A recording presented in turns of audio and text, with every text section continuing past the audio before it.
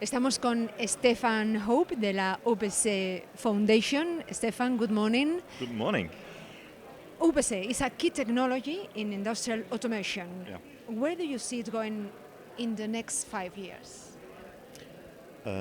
OPCUA is a modeling language. It's not a protocol, it's a modeling language. And we started in the OT world exchanging information between PLCs and SCADA systems.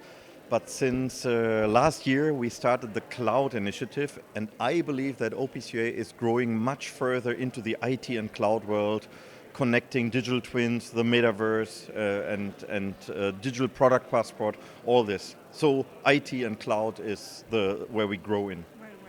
With everything becoming more connected, cybersecurity is a big concern. Yeah. How does OPC keep data safe while still allowing different systems to work together?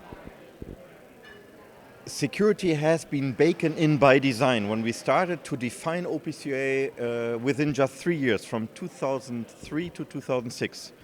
And we are super proud that we have been analyzed by multiple security agencies around the world, from Germany, Norway, France. The FBI, Homeland Security, has reviewed OPCUA. And right now, just 2 weeks ago, we published a paper where 11 security agents of the world have acknowledged about OPCUA and so on. That's a paper published on the OPC Foundation web also right now. So we are and provide OPCUA, provide security out of the box. Mm-hmm. Congratulations. Thank you so much. How do you think artificial intelligence combined with OPC will change the way smart factories work? Dramatically. If the world is changing again quicker and quicker and quicker, and AI will affect all of our lives.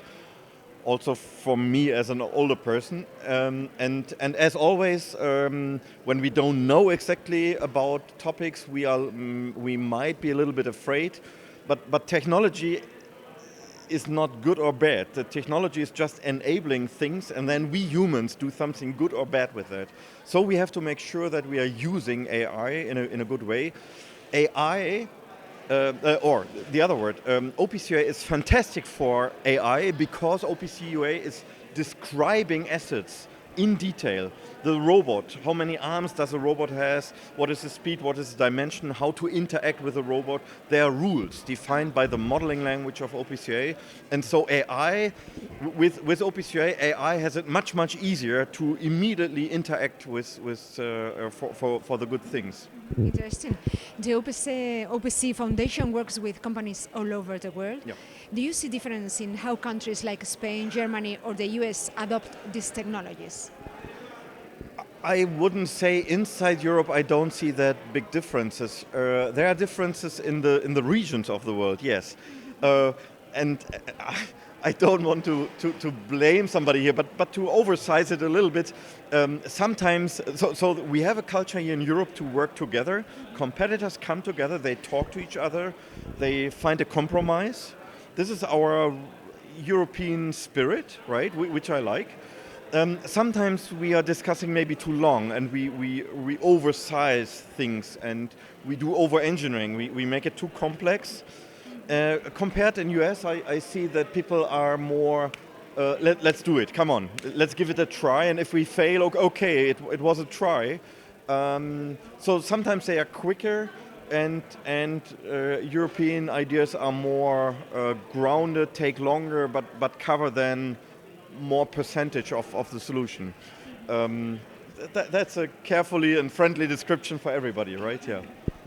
Technology change fast, Yeah. obviously. What's been the biggest challenge for you in promoting new technologies like OPC? OPCUA is not really a new technology. Again, it has been defined within 3 years, from 2003 to 2006. I published the world's first OPCUA server in 2007. Was a pleasure to me inside a PLC. So OPCUA is there for 19 years with any break of backward compatibility. That's a fact, and that's what we are really proud on. This is what the industry needs. The challenge is not the technology. We have all technologies, all the concepts are there. The biggest challenge is we human beings. When we look into the mirror, do we want to use something which is there already, or do we want to redefine the wheel? Do we want to do something and we are not aware that there is a solution already, and that's why we start again, and we are not using existing standards. So the human beings are the biggest challenge. Interesting as well. Talking about the future, if you have to describe what the factory of the future will look like in one sentence, what would you say?